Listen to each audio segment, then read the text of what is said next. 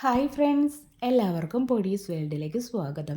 ഇന്ന് ഞാൻ വന്നിട്ടുള്ളത് ഒരു നാടൻ 4 മണി പലഹാരത്തിൻ്റെ റെസിപ്പിയുമായിട്ടാണ്. വളരെ എളുപ്പത്തിൽ തയ്യാറാക്കി എടുക്കാൻ പറ്റുന്ന രുചികരമായിട്ടുള്ള മുന്തിരിക്കൊത്തിൻ്റെ റെസിപ്പിയാണ്. വീഡിയോ കാണുമ്പോൾ ഇഷ്ടമാവുകയാണെന്നുണ്ടെങ്കിൽ പ്ലീസ് ഒന്ന് ലൈക്കും കൂടി ചെയ്തേക്കണേ. അപ്പോൾ നമുക്കിതെങ്ങനെ തയ്യാറാക്കി എടുക്കുന്നതെന്ന് ഒന്ന് നോക്കിയിട്ട് വരാം. പലഹാരം തയ്യാറാക്കി എടുക്കുന്നതിനായിട്ട് ഞാനിവിടെ 1 കപ്പ് ചെറുപയറാണ് എടുത്തിട്ടുള്ളത്. ഇത് നന്നായിട്ട് കഴുകിയതിന് ശേഷം അതിൻ്റെ വെള്ളമൊക്കെ ഒന്ന് മാറ്റിയിട്ട് എടുത്തിട്ടുള്ളതാണ്. ഇനി നമുക്കിതൊന്ന് റോസ്റ്റ് ചെയ്തിട്ട് എടുക്കാം. അതിനായിട്ട് ചെറുപയർ നമുക്കൊരു പാനിലേക്ക് അങ്ങ് ഇട്ട് കൊടുക്കാം. എന്നിട്ട് ഇതൊന്ന് വറുത്തിട്ടെടുക്കാം. ഇതിലിപ്പം കുറച്ച് വെള്ളനനവുണ്ട്. അതുകൊണ്ട് തന്നെ ആദ്യം ഒരു ഹൈ ഫ്ലെയിമിൽ വെച്ചിട്ട് വറുക്കാം. വെള്ളനനവൊക്കെ മാറി കഴിഞ്ഞ് കഴിഞ്ഞാൽ പിന്നീട് ഒരു മീഡിയം ഫ്ലെയിമിലേക്ക് മാറ്റിയിട്ട് വറുത്തിട്ടെടുക്കാം. കണ്ടിന്യൂസ് ആയിട്ട് തന്നെ ഇളക്കി കൊടുത്തുകൊണ്ടിരിക്കണേ. ഇതിൻ്റെ കളറൊക്കെ നന്നായിട്ട് ചേഞ്ച് ആയിട്ട് വരും. അതുപോലെ തന്നെ നല്ലൊരു സ്മെല്ല് വരും. ഇത് നന്നായിട്ട് ക്രിസ്പി ആവും. അതുവരെ വേണം വറുത്തിട്ടെടുക്കാൻ. അപ്പോൾ ഇതാ ചെറുപയറൊക്കെ ഇവിടെ നന്നായിട്ട് തന്നെ റോസ്റ്റായിട്ട് കിട്ടിയിട്ടുണ്ട്. ഇതാ കണ്ടില്ലേ, ഈ ഒരു കളർ ആകുമ്പോഴേക്കും നമുക്കിനി ഇതെടുത്ത് മാറ്റാം. വേറൊരു പാത്രത്തിലേക്ക് മാറ്റി വെക്കാം. അടുത്തതായിട്ട് തേങ്ങയൊന്ന് വറുത്തിട്ടെടുക്കാം. അതിനായിട്ട് 1 കപ്പ് തേങ്ങയാണ് ഈ ഒരു പാനിലേക്ക് ഞാൻ ഇട്ട് കൊടുക്കുന്നത്. തേങ്ങ എല്ലാതും ഏകദേശം ഒരേ വലിപ്പത്തിൽ കിട്ടാൻ വേണ്ടിയിട്ട് തിരുമ്മിയിട്ട് ഞാൻ മിക്സിയുടെ ജാറിലിട്ടിട്ട് ജസ്റ്റ് ഒന്ന് ക്രഷ് ചെയ്തിട്ടാണ് ചേർത്ത് കൊടുക്കുന്നത്. അങ്ങനെ ആകുമ്പോൾ വറുത്തിട്ടെടുക്കുമ്പം ഈസി ആയിരിക്കും. എല്ലാതും ഒരേ ഇതിൽ വറുത്ത് കിട്ടും.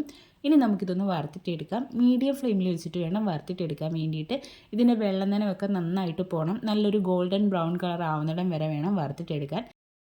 തേങ്ങ ഇങ്ങനെ വറുത്തിട്ടെടുക്കുകയാണെന്നുണ്ടെങ്കിൽ മുന്തിരിക്കൊത്ത് കുറേ നാൾ കേടുകൂടാതെ ഇരിക്കും. അതുകൊണ്ടാണ് തേങ്ങ നന്നായിട്ട് വറുത്തിട്ടെടുക്കണം എന്ന് പറയുന്നത്.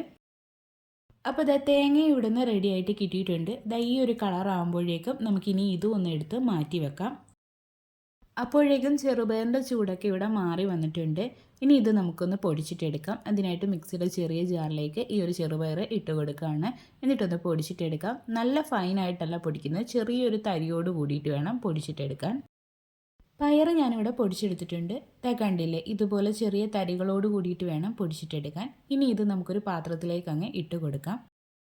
അടുത്തതായിട്ട് ഇതിലേക്ക് വറുത്ത് വെച്ചിട്ടുള്ള തേങ്ങ അങ്ങ് ചേർത്ത് കൊടുക്കാം. പിന്നീട് ചേർത്ത് കൊടുക്കുന്നത് 1/2 ടീസ്പൂൺ അളവിൽ ഏലക്കാപ്പൊടി കൂടിയാണ്. അതിനുശേഷം ഇത് നന്നായിട്ടങ്ങ് മിക്സ് ആക്കിയിട്ട് എടുക്കാം. എന്നിട്ട് നമുക്കിതൊന്ന് മാറ്റി വെക്കാം. അടുത്തതായിട്ട് നമുക്ക് ശർക്കര ഒന്ന് മെൽറ്റ് ചെയ്തിട്ട് എടുക്കാം. അതിനായിട്ട് ഞാനിവിടെ 3/4 കപ്പ് ശർക്കര പൊടിയാണ് എടുത്തിട്ടുള്ളത്. ഇനി ഇതിലേക്ക് 1/4 കപ്പ് അളവിൽ വെള്ളവും കൂടി ഒഴിച്ചിട്ട് ഇതൊന്ന് മെൽറ്റ് ചെയ്തിട്ട് എടുക്കാം. മധുരമൊക്കെ നമ്മുടെ ഇഷ്ടാനുസരണം കൂട്ടുകയോ കുറയ്ക്കുകയൊക്കെ ചെയ്യാം. അപ്പോൾ ഇതാ ശർക്കരയൊക്കെ ഇവിടെ നന്നായിട്ടൊന്ന് മെൽറ്റായിട്ട് കിട്ടിയിട്ടുണ്ട്. മാലിന്യങ്ങളൊക്കെയുള്ള ശർക്കരയാണെന്നുണ്ടെങ്കിൽ ഈ സമയത്തൊന്ന് അരിച്ചിട്ടെടുക്കുക. ഇനി നമുക്ക് കുറച്ചുകൂടി ഇതൊന്ന് തിക്കാക്കിയിട്ട് എടുക്കണം. 1 സ്ട്രിങ് കൺസിസ്റ്റൻസി ഒന്നും ആക്കണ്ട. അതിന് തൊട്ട് മുന്നേ കുറച്ചൊരു പശപ്പശപ്പ് കണക്കിരിക്കണം. അതുവരെ നമ്മളിതൊന്ന് റെഡിയാക്കിയിട്ട് എടുക്കണം. കറക്റ്റ് പരുവം ഞാൻ കാണിച്ചു തരാം കേട്ടോ. നമ്മൾ ഒറ്റനൂൽ പരുവമൊക്കെ ആക്കുകയാണെന്നുണ്ടെങ്കിൽ ഈ ഒരു ഫില്ലിങ് നല്ല കട്ടിയായി പോകും, നല്ല ഹാർഡായിട്ട് പോകും. അതുകൊണ്ട് ഈ ഒരു കൺസിസ്റ്റൻസിയിൽ എടുക്കുകയാണെന്നുണ്ടെങ്കിൽ നല്ല സോഫ്റ്റ് ആയിട്ട് തന്നെ ഇരിക്കും കേട്ടോ ഇതിൻ്റെ ഉള്ളിലെ ആ ഒരു ഫില്ലിങ്. അപ്പോൾ ഇതാ ഞാൻ കാണിച്ചു തരുന്നുണ്ട്. ഇതാ ഇതുപോലെ കൈ വെച്ചിട്ട് ഇങ്ങനെ ഒട്ടിച്ച് നോക്കുമ്പോൾ ഇങ്ങനെ ചെറുതായിട്ടൊരു നൂല് പോലെ വരികയും ചെയ്യണം. ഒന്ന് പശപശപ്പ് കണക്ക് ഒട്ടുകയും ചെയ്യണം. ഈ ഒരു സമയമാകുമ്പോഴേക്കും നമുക്ക് ഫ്ലെയിം ഓഫ് ചെയ്തിട്ട് ഇത് എടുക്കാവുന്നതാണ്. ഇനി ഈ ഒരു പാനി ആ ഒരു ചൂടോടുകൂടി തന്നെ നമ്മൾ നേരത്തെ മിക്സ് ചെയ്ത് വെച്ചിട്ടുണ്ടായിരുന്ന ചെറുപയറിൻ്റെയും തേങ്ങയുടെയും കൂട്ടിലേക്ക് ഒഴിച്ചു കൊടുക്കാം. കുറച്ച് കുറച്ചായിട്ട് ഒഴിച്ചു കൊടുത്തിട്ട് നന്നായിട്ട് മിക്സ് ആക്കിയിട്ട് എടുക്കാം. അപ്പോൾ ഇതാദ്യം ഞാൻ നന്നായിട്ട് മിക്സാക്കി എടുത്തിട്ടുണ്ട്. ആ ഒരു ശർക്കരപ്പാനി മുഴുവനായിട്ടും ഇതിലേക്ക് ഒഴിച്ചു കൊടുത്തിട്ടുണ്ട് കേട്ടോ. ഇനി നമുക്കിത് നന്നായിട്ടങ്ങ് ഉരുട്ടിയിട്ടെടുക്കാം. നല്ല ടൈറ്റായിട്ട് പ്രസ് ചെയ്തിട്ട് വേണം ഉരുട്ടിയിട്ടെടുക്കാൻ വേണ്ടിയിട്ട്. ചെറിയ ചെറിയ ഉരുളകളാണ് ഞാനിവിടെ തയ്യാറാക്കിയിട്ട് എടുക്കുന്നത്. ചെറുതായിരിക്കും നല്ലത്. പിന്നെ നമ്മുടെ ഇഷ്ടമാണ്, അതനുസരിച്ചിട്ട് ചെയ്തിട്ടെടുക്കുക. ഇപ്പോൾ ഇതിന് ചെറിയൊരു ചൂടുണ്ട്, അത് വലിയ കുഴപ്പമില്ല, നമുക്ക് പിടിക്കാൻ പറ്റുന്നൊരു പാകമാണ്. അപ്പോൾ ഇതാ ആദ്യത്തേത് ഞാൻ റെഡിയാക്കി എടുത്തിട്ടുണ്ട്. ഇതുപോലെ തന്നെ ബാക്കിയുള്ളതും റെഡിയാക്കിയിട്ട് എടുക്കട്ടെ. അപ്പോൾ ഇതാ ബോൾസ് എല്ലാതും ഞാനിവിടെ റെഡിയാക്കി എടുത്തിട്ടുണ്ട്. ഈ ഒരളവിൽ 17 എണ്ണമാണ് എനിക്ക് കിട്ടിയിട്ടുള്ളത്. ഇത് ഇരിക്കുമ്പം കുറച്ചൊന്ന് ഹാർഡാവും കേട്ടോ. ഒരുപാട് ഹാർഡല്ല, ചെറുതായിട്ടൊന്ന് ഹാർഡാവും. നമ്മളിത് ബാറ്ററിൽ മുക്കി പൊരിക്കുമ്പോൾ അങ്ങനെ അങ്ങ് സോഫ്റ്റായിട്ട് പോത്തൊന്നുമില്ല, കുറച്ചൊരു കട്ടി കാണും. ഇനി ഇതൊന്ന് മാറ്റി വെക്കാം. ഇനി നമുക്കിതൊന്ന് പൊരിച്ചിട്ടെടുക്കാനായിട്ടുള്ള ബാറ്റർ തയ്യാറാക്കിയിട്ട് എടുക്കാം. അതിനായിട്ടൊരു പാത്രത്തിലേക്ക് 3/4 കപ്പ് അളവിൽ അരിപ്പൊടി ചേർത്ത് കൊടുക്കുന്നുണ്ട്. വറുക്കാത്ത അരിപ്പൊടിയാണ് ഞാൻ എടുത്തിട്ടുള്ളത്. അതിനുശേഷം ഇതിലേക്ക് 1/4 ടീസ്പൂൺ അളവിൽ മഞ്ഞൾപ്പൊടി ചേർത്ത് കൊടുക്കാം. അതുപോലെ തന്നെ കുറച്ച് ഉപ്പും കൂടി, ഏകദേശം ഒരു 1/4 ടീസ്പൂൺ തന്നെയാണ് ഞാൻ ചേർത്ത് കൊടുത്തിട്ടുള്ളത്. എന്നിട്ട് ഇത് നന്നായിട്ടൊന്ന് മിക്സ് ആക്കിയിട്ട് എടുക്കാം. ഇനി ഇതിലേക്ക് കുറച്ച് വെള്ളം ഒഴിച്ചിട്ട് ഇതൊന്ന് മിക്സ് ആക്കിയിട്ട് എടുക്കാം. കുറച്ചായിട്ട് വെള്ളം ചേർത്തിട്ട് വേണം മിക്സ് ചെയ്തിട്ട് എടുക്കാൻ വേണ്ടിയിട്ട്. സാദാ വെള്ളമാണ് ഉപയോഗിച്ചിട്ടുള്ളത്. വെള്ളത്തിൻ്റെ അളവ് ഞാൻ പറയുന്നില്ല. നമ്മൾ എടുക്കുന്ന അരിപ്പൊടിക്കനുസരിച്ചിട്ട് വെള്ളത്തിൻ്റെ അളവിൽ വ്യത്യാസം വരും. അപ്പോൾ കുറച്ചായിട്ട് ചേർത്ത് കൊടുത്തിട്ട് മിക്സ് ആക്കിയിട്ട് എടുക്കാം. ഒരുപാട് തിക്കുമായി പോകരുത്, എന്നാൽ ഒരുപാട് ലൂസും ആയി പോകരുത് ഈ ഒരു ബാറ്റർ. അതിൻ്റെ കറക്റ്റ് കൺസിസ്റ്റൻസി ഞാൻ കാണിച്ചു തരാം കേട്ടോ. അപ്പോൾ അത് ഞാൻ നന്നായിട്ട് മിക്സാക്കി എടുത്തിട്ടുണ്ട്. ഒട്ടും തന്നെ കട്ടകളൊന്നും ഇല്ലാത്ത രീതിയിലാണ് മിക്സ് ചെയ്തെടുത്തിട്ടുള്ളത്. അപ്പോൾ ഈ ഒരു രീതിക്കാണ് ഇരിക്കേണ്ടത്. ഈ ഒരു കൺസിസ്റ്റൻസിയിലാണ് ഈ ഒരു മാവ് ഇരിക്കേണ്ടത്. ഇനി നമുക്കിതൊന്ന് മാറ്റി വെക്കാം.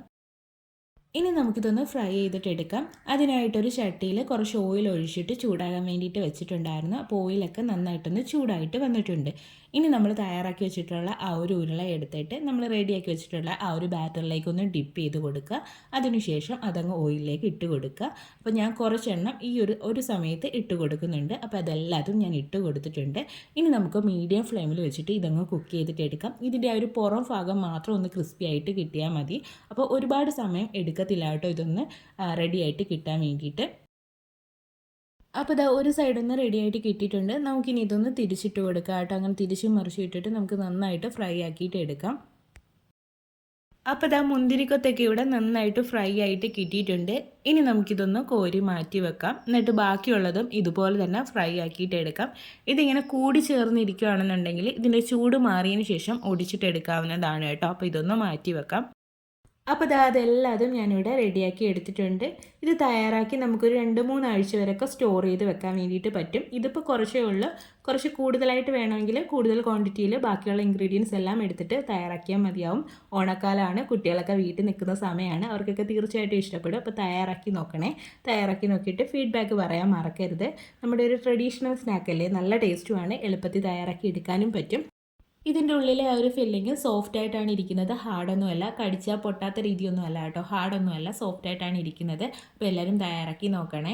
നമ്മുടെ ചാനലിൽ ഓണം റിലേറ്റഡ് ആയിട്ടുള്ള കുറേ വീഡിയോസ് ഇട്ടിട്ടുണ്ട്. അതിൻ്റെ എല്ലാം ഒരു പ്ലേലിസ്റ്റും ഞാൻ തയ്യാറാക്കി ഇട്ടിട്ടുണ്ട്. എല്ലാവരും കയറി കണ്ട് നോക്കണേ.